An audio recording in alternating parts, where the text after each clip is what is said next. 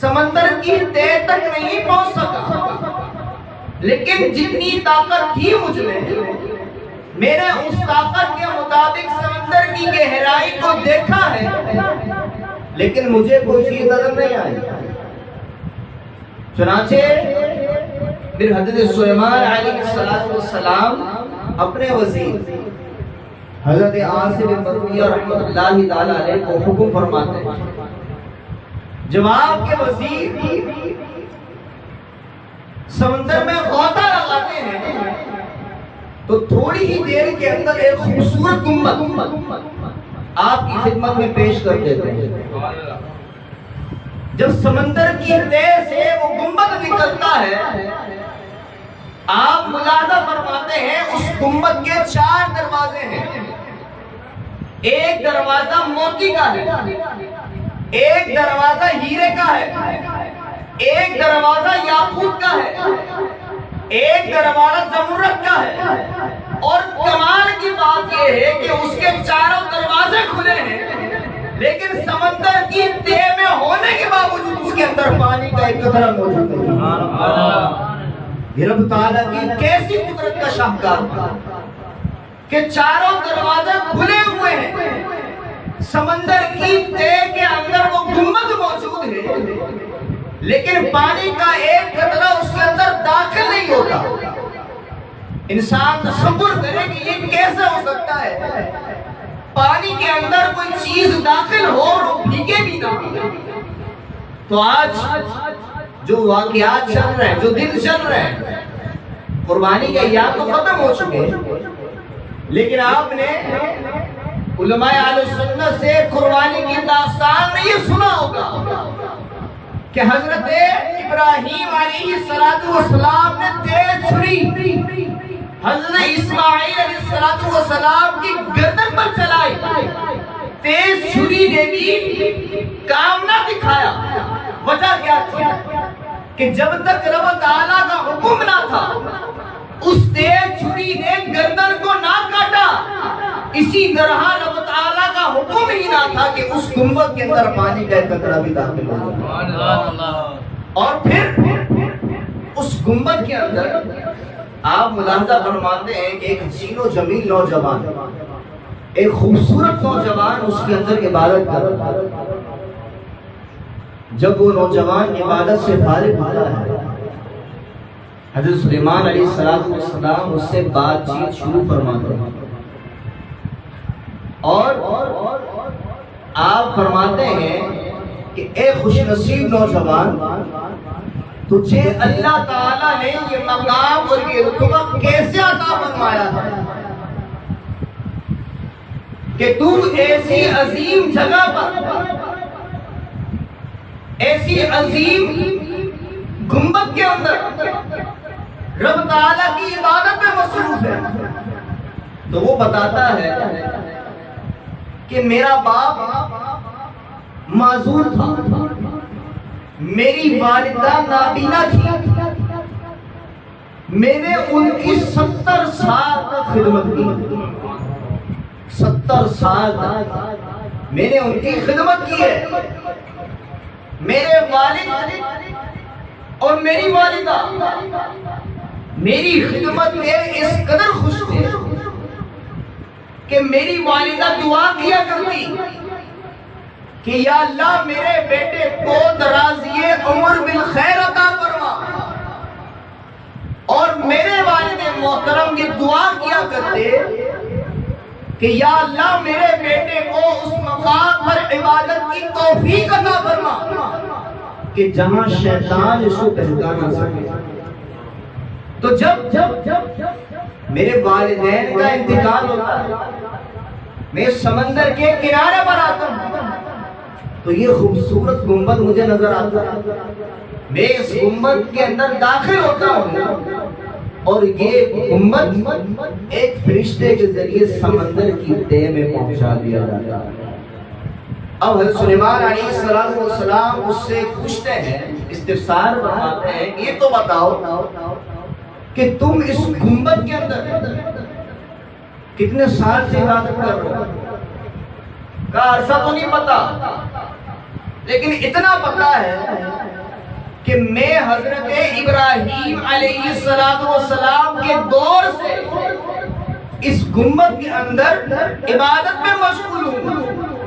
چنانچہ حضرت سلیمان علیہ السلام نے جب یہ سنا کہ حضرت ابراہیم علیہ السلام کے دور سے یہ نوجوان عبادت کر رہا ہے، تو آپ نے حساب لگایا کہ یہ نوجوان اللہ تعالیٰ کی عبادت میں اس گنبد کے اندر 2000 سال سے مصروف ہے۔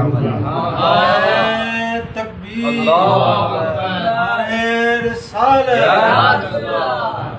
2000 سال سے اس گنبد کے اندر سمندر کی تہ میں اللہ تعالیٰ کی عبادت میں مصروف ہے۔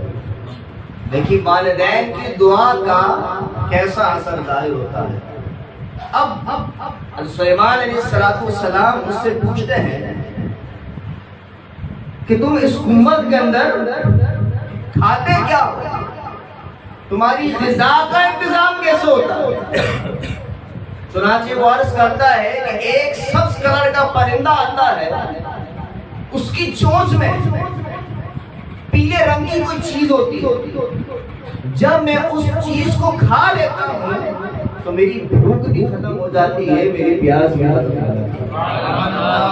اور وہ عرض کرتا ہے کہ علی جان مجھے نہ یہاں سردی لگتی ہے، نہ گرمی لگتی ہے، نہ مجھے نیند آتی ہے، مجھے کوئی بھی تکلیف نہیں پہنچتی۔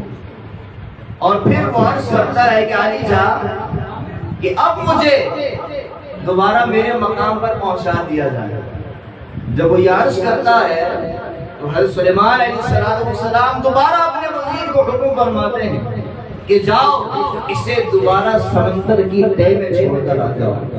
دیکھیے والدین کی دعا کا کیسا بہترین پھل اس نوجوان کو نصیب ہوا کہ رب تعالیٰ کی توفیق سے اس نے جب اپنے ماں باپ کی خدمت کی تو اللہ تعالیٰ نے اس کی ماں کی دعا کو کس انداز سے پورا فرمایا کہ 2000 سال سے وہ اللہ تعالیٰ کی عبادت میں مصروف ہے۔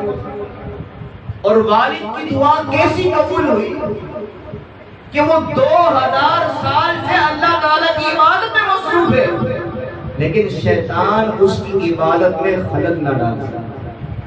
تو اس بات سے ہمیں بھی یہ سبق ملتا ہے کہ جب ہم اپنے ماں باپ کی خدمت کرتے رہیں گے، ماں باپ کا دل خوش کرتے رہیں گے، تو دل خوش کرنے کے بعد جب ہمیں بھی دعا ملے گی تو انشاءاللہ اللہ تعالی ہماری دنیا میں بھی ترقی کے مناظر دکھائے گا، اور انشاءاللہ جب مرنے کے بعد ہم اپنی قبر میں پہنچیں گے تو انشاءاللہ ماں باپ کی دعاؤں کا پھل ہمیں آخرت میں بھی نصیب ہو جائے گا۔ اور اس سے ایک بات یہ بھی سمجھ میں آتی ہے کہ وہ نوجوان 2000 سال سے اللہ تعالیٰ کی عبادت میں مصروف تھا، وہ مرا نہیں، اس گنبد کے اندر 2000 سال سے اللہ تعالیٰ کی عبادت میں مصروف ہے۔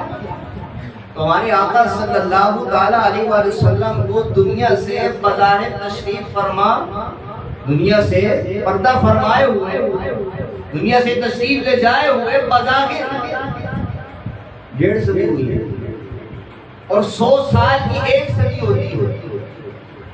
ہمارے آقا صلی اللہ تعالیٰ علیہ وآلہ وسلم کو دنیا سے بظاہر تشریف لے جائے ہوئے 1.5 صدی ہوئی ہے، لیکن آج کے بدبخت لوگ ایسا تصور کرتے ہیں، ایسا سوچتے ہیں، پیارے محبوب صلی اللہ تعالیٰ علیہ وآلہ وسلم کی شان میں یہ گستاخی کرتے ہیں معاذ اللہ کہ نبی مر گئے، معاذ اللہ نبی کی شان میں یہ نازیبہ کلمہ استعمال کرتے ہیں۔ پیارے محبوب صلی اللہ تعالیٰ علیہ وآلہ وسلم کی امت سب سے افضل اور اعلیٰ ہے، پیارے محبوب صلی اللہ تعالیٰ علیہ وسلم کی امت کا مقام سب سے اعلیٰ ہے، تو میرے آقا صلی اللہ تعالیٰ علیہ وسلم کا مقام مرتبہ کیا ہوگا؟ حضرت ابراہیم علیہ السلام کے امتی کو اللہ تعالیٰ یہ مقام دے سکتا ہے کہ وہ 2000 سال کے بعد بھی زندہ ہے، تو میرا نبی صلی اللہ تعالیٰ علیہ وسلم تو حیران زندہ، میرے نبی صلی اللہ تعالیٰ علیہ وسلم کو رب تعالیٰ نے تو یہ طاقت بخشی ہے کہ میرے آقا صلی اللہ تعالیٰ علیہ وسلم ہر آن زندہ ہے. اس لیے اعلیٰ حضرت رحمت اللہ تعالیٰ علیہ نے فرمایا کہ تو زندہ ہے واللہ، تو زندہ ہے واللہ. آپ کے زندہ ہونے کی قسمیں ارشاد فرمائیں کہ تو زندہ ہے واللہ، تو زندہ ہے واللہ. آقا آپ نظر کیوں نہیں آتے؟ میرے چشم عالم سے چھپ جانے والے. آپ زندہ تو ہیں لیکن نظر کیوں نہیں آتے؟ بات یہ ہے کہ آپ میری آنکھوں سے اوجھل ہو گئے. آپ زندہ ہیں. ہمارا یہ عقیدہ اور یہ نظریہ ہے کہ میرے آقا صلی اللہ تعالیٰ علیہ وسلم کو رب تعالیٰ نے ایسی حیات عطا فرمائی ہے، ایسی زندگی عطا فرمائی ہے کہ ایسی زندگی کسی کو بھی نہیں عطا فرمائی. اس واقعے سے ہمیں دو اہم باتیں ملتی ہیں کہ ہمیں اپنے ماں باپ کی دعا حاصل کرنی چاہیے. جب ہم اپنے ماں باپ کا دل خوش کریں گے تو انشاءاللہ ماں باپ کی دعا بھی ملے گی. تو اللہ تعالیٰ کی بارگاہ میں دعا ہے کہ ہم اپنے ماں باپ کو خوش رکھنے کی توفیق عطا فرمائے، ان کی اطاعت کرنے کی توفیق عطا فرمائے، اور ہم سب کو اپنے ماں باپ کی دعا میں حصہ عطا فرمائے. وما علینا الا البلاغ.